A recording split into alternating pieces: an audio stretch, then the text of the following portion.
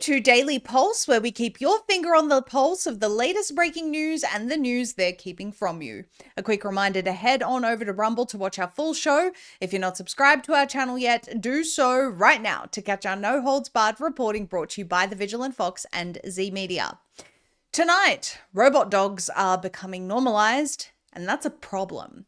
An ex-Google executive has warned AI will create 15 years of hell, and the surprising group of people who were immune to COVID. You're not going to believe this, and it may matter in the future. Let's get into the Daily Pulse. It has become commonplace that when major events are held in a country or a city, it's an excuse to roll out more surveillance state tech. This is certainly the case in LA, where in 2028 they plan to host the Olympic Games, and if you recall our reporting on this some time ago now, it was essentially used as an excuse to switch LA to full smart city status. For security, of course. And this sort of thing is also coming to Texas, it seems. More and more we're seeing robot dogs being normalized now. Security robots are apparently ready to patrol AT&T Stadium during the FIFA World Cup 2026 in Arlington. Take a look at this.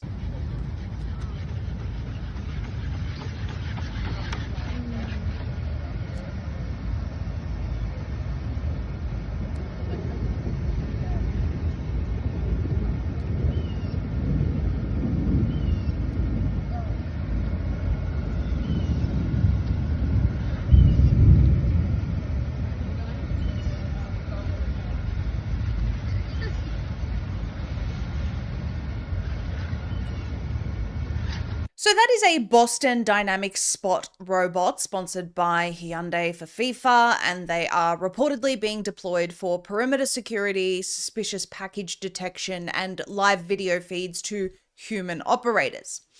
The video's claim of facial scanning has been challenged per Boston Dynamics and local news reports, which say the robots lack facial recognition capabilities despite being equipped with cameras and sensors. Naturally, people have raised privacy concerns, dystopian fears, and comparisons to China's use of similar robots. But even if they don't officially have facial recognition technology, as the company says, can we just discuss how distressing it is having robots of any kind monitoring humans and our surroundings? And of course, a robot dog is less alarming to see than a liquid metal T-1000, though they could be coming soon too. But you can imagine people who want to build Skynet using something as harmless as a doggy to get us used to this potential abomination in the lead up to the T-1000 equipped with autonomous AI. Here is Taiwan showing off their 3 badass robot dogs from US company Ghost Robotics, recon, surveillance, and even a gun-toting firepower version. Let's watch this. The Taiwan military says these robot patrol dogs may soon keep watch on disputed islands in the South China Sea. Taiwan has been modernizing its armed forces as Beijing ramps up pressure on the self-governed island, which China claims as its own territory. The military-owned National Chengxian Institute of Science and Technology showed off 3 versions of the dogs in Taipei. They're built on a platform made by U.S. military supplier Ghost Robotics, a major manufacturer of the 4-legged machines. The institute says it has added its own tech, producing versions for reconnaissance, surveillance, and a fire power dog with a gun on its back. Jen Kuo Kwang is a deputy head of the institute's Missile and Rocket Systems Research Division. He says the military has expressed the need for tools like robot dogs, but that they've yet to place an order. The Marines believe that on beaches in the coastline, including for the Coast Guard in Dongsha and Nansha for patrols and inspection, there is a pressing need. As for the Army, they have a need to help with patrols in the military camp. In the clip you're seeing on screen right now, Fox 5 with the headline US Army celebrates 250 years shows us military robot dogs being introduced to the public. One of them is a landmine locator, but obviously the capabilities far exceed that. Can anyone see the problem here? Is it starting to make sense? Robot dogs are military tech. They are soldiers, if you will. And these military robots are now being normalized on our streets, at public events, in law enforcement even. Forget the facial recognition technology concerns for just a moment and think about the fact that these are being sold to us as an extension of a soldier.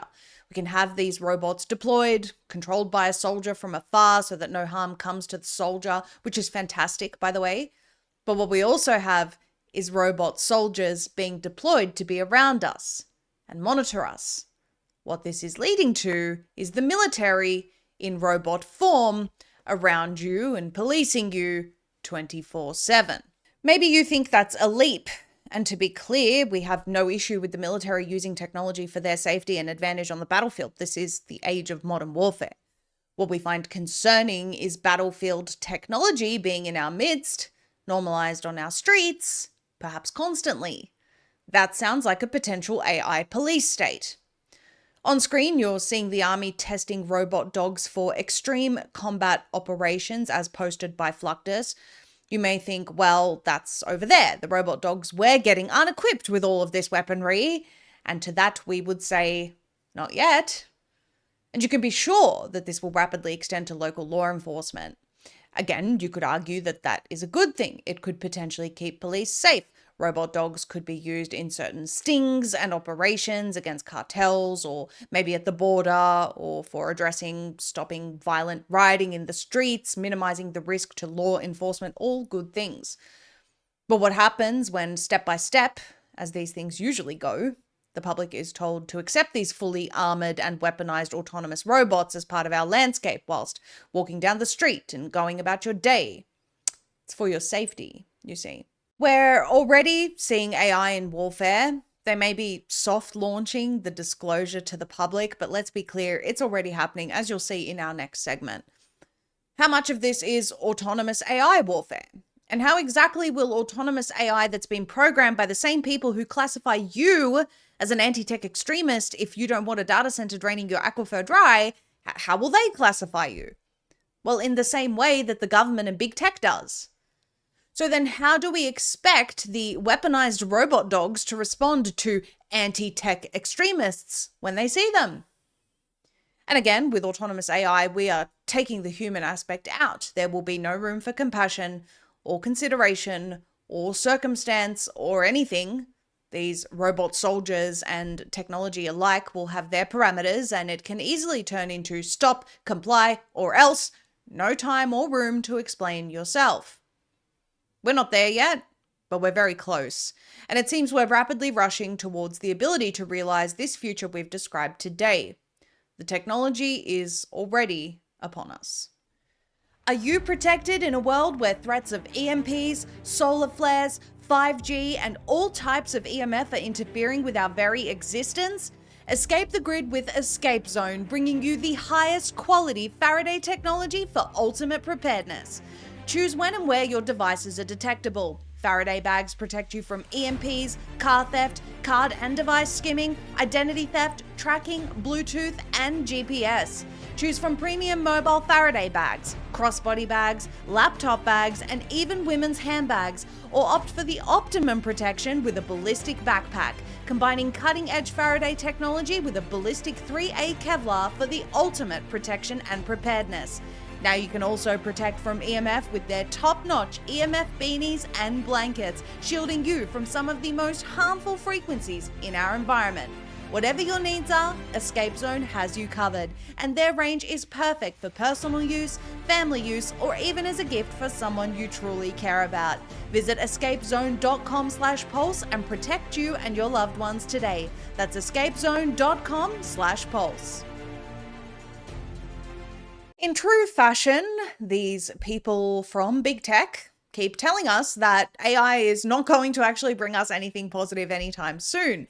They, in fact, keep warning us that there will be massive job losses. There will be rioting on the streets.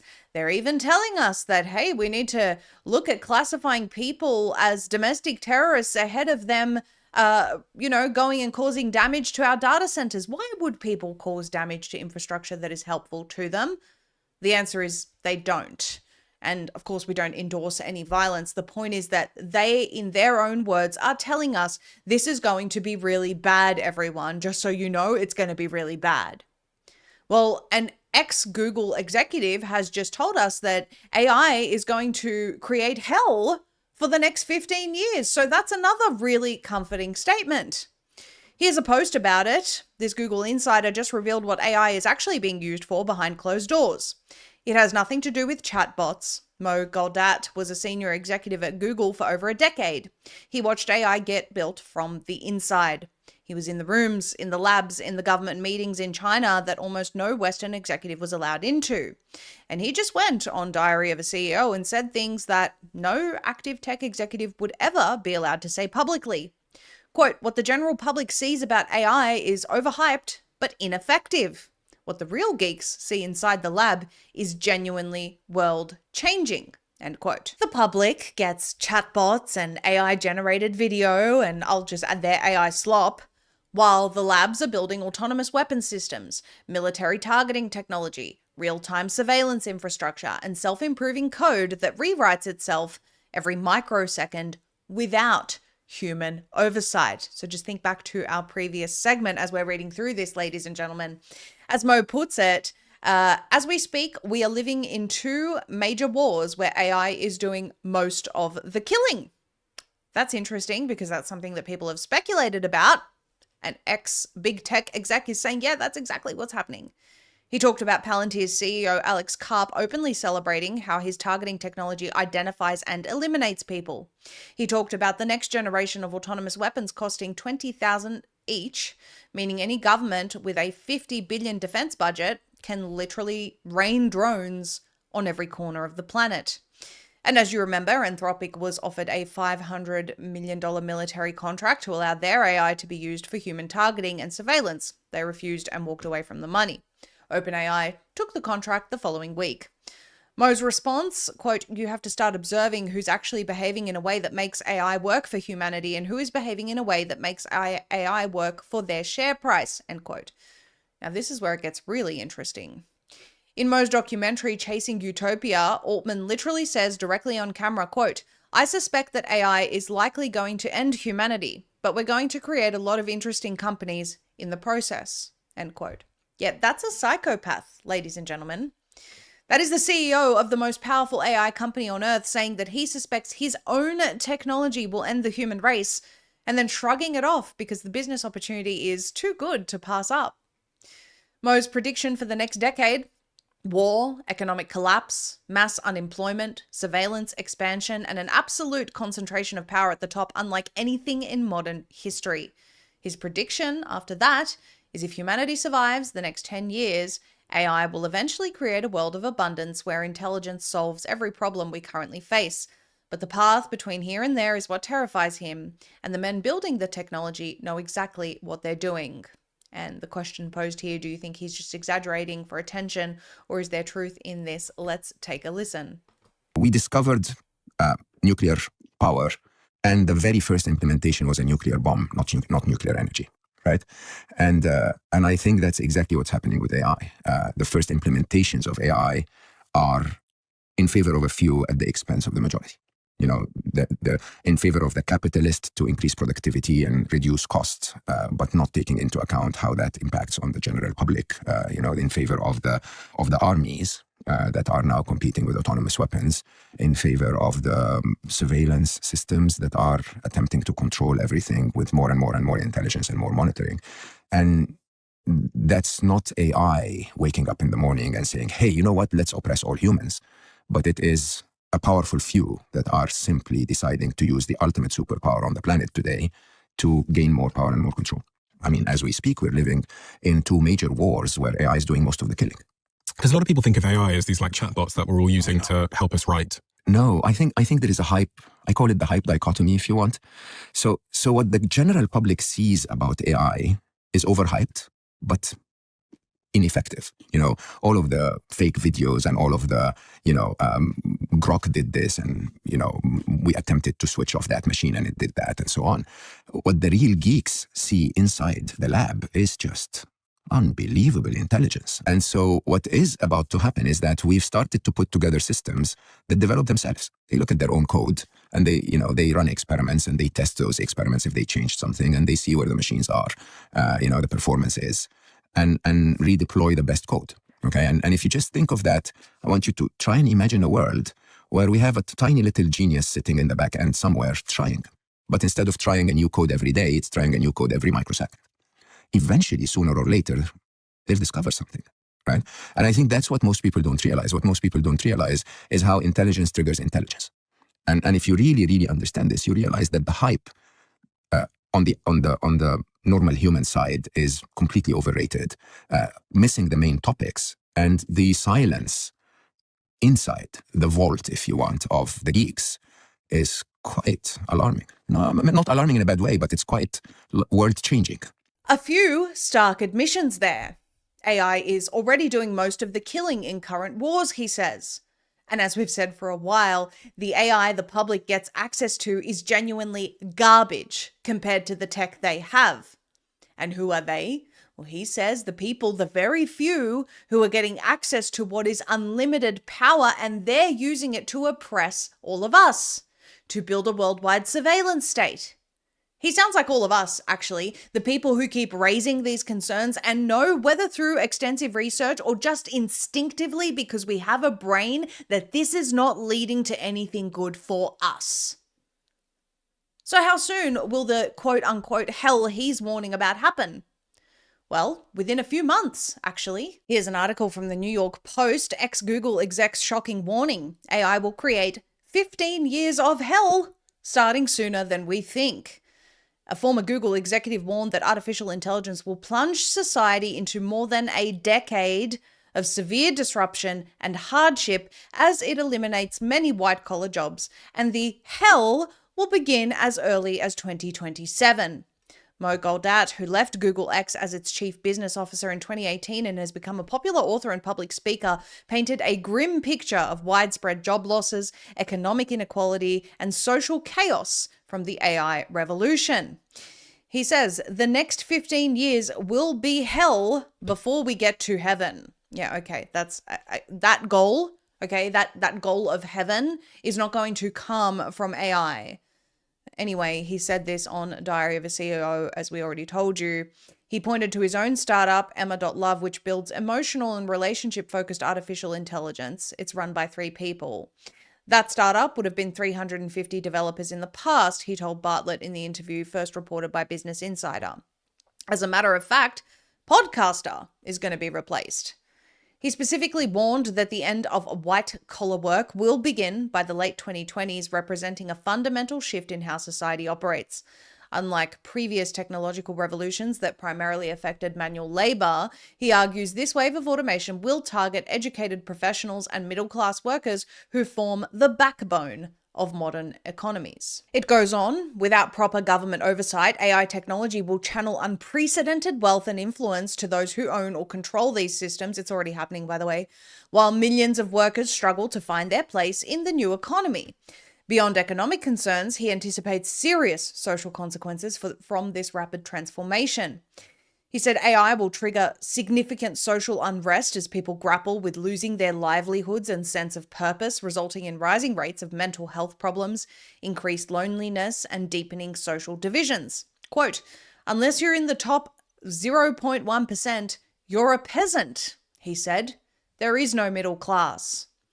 But despite his gloomy predictions, Goldat said that the period of hell will be followed by a utopian era that would begin after 2040, when workers will be free from doing repetitive and mundane tasks. Oh, so you just get to be on the farm until then and go through hell, and then you'll be free. So how does Goldat propose that we free ourselves from this human farm they're putting us on? Well, he says that it is incumbent on governments, individuals, and businesses to take proactive measures, such as the adoption of universal basic income to help people navigate the transition. He says we're headed into a short-term dystopia, but we can still decide what comes after that. So how exactly can we still decide? Because we're not getting to decide right now. Like humanity as a whole is saying, actually, we don't want this. And we are deciding right now that we don't want this. And then we're being told by authorities that we're anti-tech extremists. So how does humanity exactly get to decide? It doesn't, is the answer. The future is being dictated by these few. And no, the answer is not a welfare check in programmable digital currency doled out by the same government who put you on the farm. Finally, it ends with all of the reasons that people are actually trying to reject this en masse as we speak. Anthropic CEO Dario Amodei has warned of a white-collar bloodbath, predicting that up to half of all entry-level office jobs could vanish within 5 years. The World Economic Forum says 40% of global employers expect to reduce staff due to AI, and Harvard researchers estimate that 35% of white-collar tasks are now automatable. Meanwhile, Challenger, Gray, and Christmas reports over 27,000 job cuts since 2023 have been directly attributed to AI, with tens of thousands more expected. Goldman Sachs and McKinsey project a multi-trillion dollar boost, actually, to global GDP from AI. But the IMF cautions that these gains may worsen inequality without targeted policy responses. Yes, and the IMF is so concerned about inequality, guys. That's why they're all pushing it. They care so much that they just keep going. And the solution that they're giving us is just, it's going to be really hard, but just power on and then we'll get some sort of utopia maybe. Analysts from MIT and PwC echo Goldat's fears of wage collapse, wealth concentration, and social unrest unless governments act swiftly to manage the transition. So we have all of these trusted names who are pro-AI but calling for responsible AI, still considering human beings and our rights and so on. But what have governments responded with? Well, we just told you yesterday New Zealand is planning to replace a huge chunk of government employees with AI. Governments across the world are swiftly integrating Palantir into government. We keep seeing executive order after executive order in this country about advancing AI and AI weaponry and AI military and protection for AI and attempts to ban states from regulating AI, and everything that they're doing is focused on AI and not protecting any of us in any way whatsoever. In fact, it seems our rights are aggressively, purposely being sidelined while they replace us. All we can say at this stage is something that we've been screaming from the rooftops for a very long time. We are barreling towards this AI technocratic takeover where privacy will be a thing of the past and your personal autonomy will be governed by robot dogs. And if these tech guys are serious, actually, about the promise of a better future after we just accept all of this, perhaps we can start considering human beings who don't want this from now. There is a serious problem with health insurance in America. Over 200,000 Americans per year are driven into bankruptcy due to health events despite having health insurance. On average, 20% of people have their claims denied altogether, leaving them and their families helpless, not to mention the additional out-of-pocket expenses despite dumping thousands of dollars per year into unreliable insurance and deductible payments. Well, did you know there's an alternative? In the midst of all of this, a revolutionary model has emerged that is resulting in just shy of 100% of medical bills being funded, and at literally a fraction of the cost. It's called crowd health, with over 28,000 members helped with medical bills, a 99.9% funding success, and over $56 million in medical bills saved. This alternative method of healthcare is sweeping the nation, and people need to know this option exists for them and their loved ones. Crowd health is not insurance. You can opt out of the broken system and take your power back. Get started today for $99 per member per month for the first 3 months, which includes your member fee and crowd health contributions, by using the code PULSE at joincrowdhealth.com/pulse. That's joincrowdhealth.com/pulse. Remember to use code PULSE. A clip just went mega viral on social media with Dr. Peter McCullough and Theo Von discussing the group who was immune to COVID. Very, very interesting exchange. Theo Von asks Dr. McCullough, was there anybody who was immune to COVID-19? Dr. McCullough says, there's one adult group. You're going to laugh. Theo Von listens closely. Dr. McCullough says, smokers. They got very mild cases and they don't get long COVID. Dr. McCullough explains. Let's play you that full clip now. Was there anybody who was immune to like any genetics or demographics or cultures that were immune to COVID-19? There's one adult group, you're going to laugh, but there's one adult group, no specific ethnicity or culture, but you're going to laugh. Smokers. Smokers couldn't get it? They got it very mild cases. And they don't get long COVID. You know why? Why? because smokers maintain a level of nicotine in the bloodstream. They actually smoke frequently enough. Blood nicotine blocks the spike protein as it's interfacing with the nicotinic acetylcholine receptor. Smoking blocks the spike protein. It's amazing. I thought smokers were going to go down. Well, who knows now then? All those years of this, all those smoking advertisements ended up probably saving people's lives 40 years My later. God. Well, you know what? We use a nicotine patch, 7 milligram patch, even in non-smokers to help them through long COVID. We use it in addition to the McCullough protocol. I've seen people recommend that people should just be on nicotine take a nicotine patch. Do you think that's a good idea on a regular basis, or is that just? I think if they have long COVID, I recommended to a patient yesterday, if they have long COVID symptoms, nicotine, don't forget, is a nootropic. A nootropic is a drug that does make the brain function more effectively. It's a methylxanthine. It's related to caffeine. Caffeine does the same thing as a nootropic.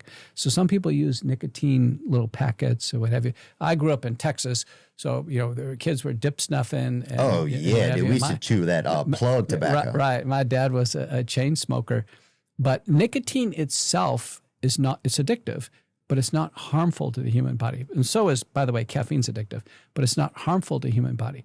What's harmful is the tars that's in tobacco and smoke. So you might even use the dip snuff. That's related to oral cancer. But the purified forms of nicotine, my understanding is that they're safe. The nicotine patches are perfectly safe. And there you go. I'm going to give you all a personal story. Someone that I personally know and am close to worked in a private hospital during the peak of COVID. This person was constantly around sick people, obviously coming into a private hospital, many injected people, many masked people. This person did not get injected, never wore a mask at all, and never even once got even a little bit sick during the peak of COVID. This person was a very heavy smoker. Mary Tally Bowden says nicotine is a great tool for spike protein injury if you can get past the nausea. This is actually something we heard from a lot of doctors during that era. Nick Holscher says that a recent study found nicotine patches fully resolved long COVID symptoms in some patients within days. Spike protein hijacks nicotine receptors. Nicotine blocks spike from binding to them, restoring normal signaling. This likely also applies to long vaccine. And you can see this screenshot that Nick Holscher has shared here is the post-COVID-19 syndrome, a severe impairment of this particular neuromodulation that responds to nicotine administration. Alpha Warrior says, people told me I was crazy when I had Dr. Ardis on my podcast years ago for sharing this exact information. Vindicated again. The personal story I gave you before is important because it doesn't prove anything, but what it did for me at the time was show me, through common sense, that there's something to this. It also proved, by the way, that COVID wasn't as deadly as they were making it out to be, and also their narrative of high-risk categories wasn't really adding up. Here we have a so-called deadly respiratory disease and a heavy smoker around what would have been labeled at the time a very high-risk environment, a hospital, completely untouched by this deadly disease. And that's not to say I suddenly thought smoking was great for you, to be clear, but I did in my mind consider that this may have something to do with nicotine. And then we started hearing doctors like Brian Ardis talking about it, and some people dismissed the evidence presented at the time, but those of us who aren't afraid to think for ourselves and say, maybe there's something here. Here's a real life example I've observed, now we have doctors talking about it, I'm going to look into this more. For a long time, we've been told that nicotine is harmful and dangerous, although many studies, especially of late, show that nicotine has benefits, especially for testosterone in men. Something that usually happens with things like this is the conflation between nicotine and smoking cigarettes. So they'll have you think that these crackpot doctors and conspiracy theorists clearly explaining why nicotine may hold benefits are actually telling you that smoking's good for you. Well, that's not what they said at all. And I'm personally really glad we've reached a point in history where the white coat exclusively appearing on TV isn't the ultimate authority anymore. There are times that call for inspecting alternative methods for crises, and in the case of COVID, nicotine was an effective alternative method, provably. This is a lesson that will matter in the future. Don't forget it. The window to exit the rigged paper casino may be closing faster than most Americans realize. While the public is told to remain fully invested in speculative markets, central banks and major institutions continue to accumulate physical gold behind the scenes.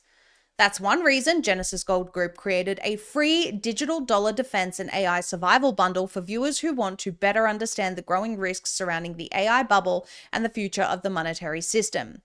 Inside, you'll learn how gold IRAs work and why more Americans are using them to diversify retirement savings, how physical gold and silver can help protect wealth during inflation, market instability, and financial uncertainty, what a future digital dollar system could mean for financial freedom, privacy, and control over your own money.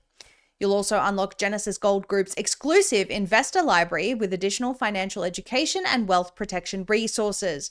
Because when markets burst and panic sets in, the people who prepare and understand how these situations unfold are usually the ones still standing while everyone else scrambles.